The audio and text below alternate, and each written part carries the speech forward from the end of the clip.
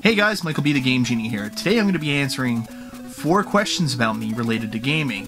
This is actually a response to a video I was tagged in by my good friend, Mr. Dude 206, better known to me and a lot of other people as Stupid Fish or Stu Fish.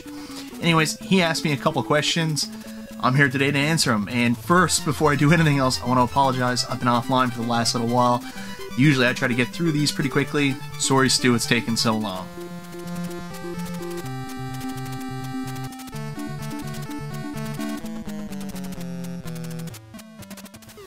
Do I struggle buying video games? No? Just buy them. Okay. Let's be serious here for a second. Do I struggle buying video games? See, that's a hard question to answer because there could be so many meanings to it, and really I haven't watched any of the other response videos to this. Like I said, I've been offline for a while. Do I struggle buying video games? Well, in one sense, I live on a small island off the coast of Canada. There's not a ton of stuff here, so do I struggle buying video games because there's not a lot of stuff in the area? Yes. But you can mean something else. Financially, do you struggle buying video games? Who doesn't? I do struggle with buying video games here financially just because I find people expect so much from their games. People are looking at eBay prices and everybody's trying to charge top dollar. Whether it's a retail store, whether it's kind of like a hobby store, local people, I mean, there used to be this sense of when you were selling video games or really trading video games that you were passing on the enjoyment and there was this whole community base on it, but now it's all a profit base and most people believe themselves to be business people and stuff like that, and hey, no harm in that. There's a lot of people who do reselling here locally, you know, they rely on this to make an extra buck and there's a lot of work into it, more than I'd ever want to do, so, you know, they expect to get paid for it, so it's not that I have a huge problem with people trying to charge the most they can for games, it's just I don't want to pay eBay prices to pick stuff up locally. I mean, why wouldn't I just buy it from eBay? So, the long and short of it, do I struggle with current prices? Yeah, I do, and a lot of times I've walked away from deals on games I really wanted. I just didn't want to pay or overpay for them.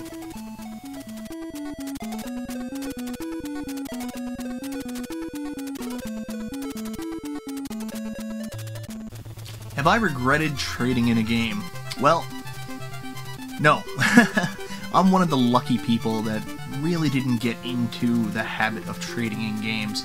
That actually never happened until we hit really around the PlayStation N64 era, and it was only a couple PlayStation games I ever traded in, but I was lucky enough that I got everything back.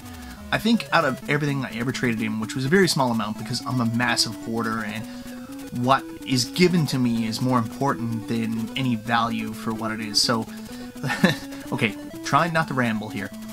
I'll explain this. Anything anybody has ever given to me, especially my parents, I can't let go of. It's more important that that was a gift from them, that they worked hard to get that for me.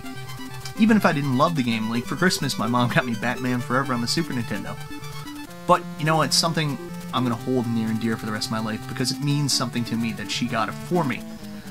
So, what I did trade in, I never got until I started buying my own games out of my own money, and sometimes there were games that I wanted more I maybe didn't have enough money for. But I got everything back. Except for one game that I'd really like to have again. And I finished it, I'll probably never play it again, but Gun on the Xbox 360. It was one of my early 360 games. I traded in at EB Games, which is the Canadian equivalent of GameStop, one time because they had one of the promotions on, trade in 2 games, get 1 free. So I traded in Gun, and it's one I just haven't come across again. I really like Gun, I thought it was a really good game, and I love cowboys. So yeah, I kind of regret trading that game in, but I can't remember what I traded it in for, but I don't miss it that much, and it's really not that expensive to get, so luckily I'm a hoarder, I didn't trade a lot in, and I don't regret much.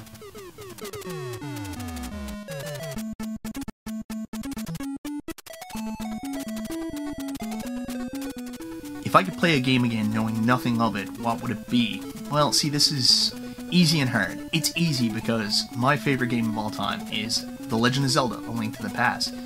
If I could play that over and over again, have that first-time experience of going through Legend of Zelda: A Link to the Past, getting the 3 amulets, pulling up the Master Sword for the first time, hitting that Dark World with that amazing Dark World music, beating Ganon, I'd do that over and over again. That would be the only game I needed if I had amnesia and forgot it every time I played it. But if there was another one that I could play over again that I don't really remember, it'd be Final Fantasy VII, because I think Final Fantasy VII was the next game that really caught me like The Legend of Zelda: A Link to the Past did. But the cool thing about, Final Fantasy VII is I played it a ton when it first came out. I logged in like 80 hours.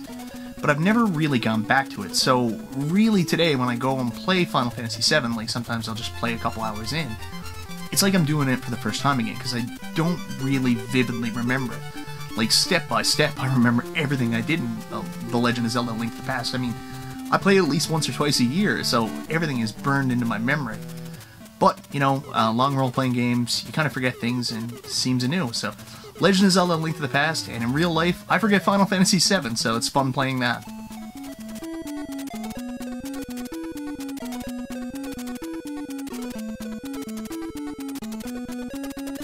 If I had to be buried with one console, what would it be?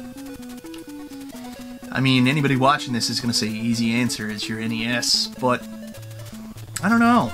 Maybe it's the Super Nintendo. I mean, realistically, if I want to be buried, I probably want to be buried with my favorite game of all time, which is The Legend of Zelda: A Link to the Past, so yeah, surprisingly, I'm going to say Super Nintendo.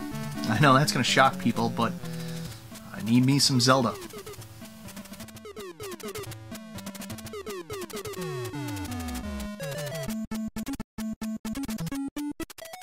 So now comes a really hard part of the video where I in turn have to turn around and tag somebody. This is really, really hard. I mentioned it earlier, I've been offline for the last 3 weeks, so I have no idea if this tag video took off and a million people did it, or if it died and no one's done it, so I'm safe to pick people. So I'm going to have to pick 3 people off the cusp here. Before I do that, I did want to say thank you again to my good friend Mr. Dude206, Stu, for tagging me. Yeah, thanks a lot, pal.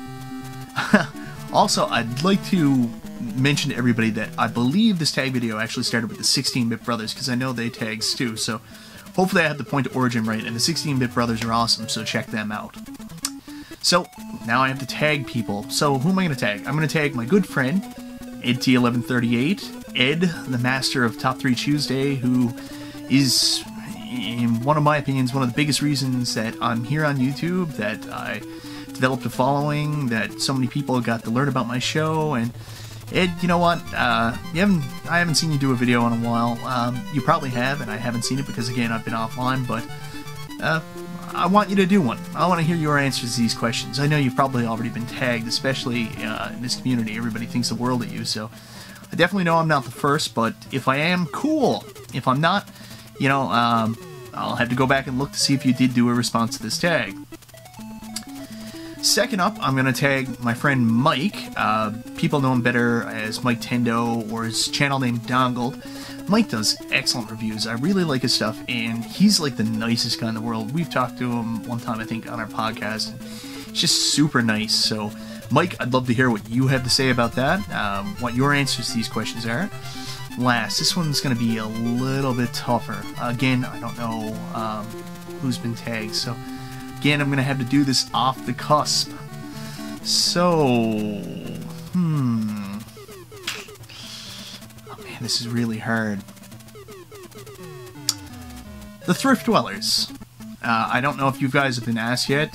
No, like Ed, you're very well respected in the community. I'm sure somebody's tagged you, but if they haven't, I'd love to hear your response. I haven't heard from you guys in a while, so that'd be really cool. Anyways, guys, that's the answers. Disaster. Anyways, guys, that's the answers, well, my answers to Stu's tag video for random but maybe interesting gaming facts about me. Hope you guys really enjoyed. If you've been tagged, feel free to share the video with me in the comments down below, or if you haven't been tagged and you just want to answer some of the questions or respond to my answers, feel free to do so. I'd love to hear it. Feel free to do that in the comments below. I want to apologize again. I know I've been gone for a while. Really uncontrollable, guys. It's out of my hands. I'm sorry. And for some people who don't mind me being gone, well, I've been gone, and, that's it. I don't really have a lot to say there. I've just been gone. I'm sorry. So, that's it, guys. Hopefully you enjoyed this quick little video where I answered these questions, and hope to hear from you again soon. See you later.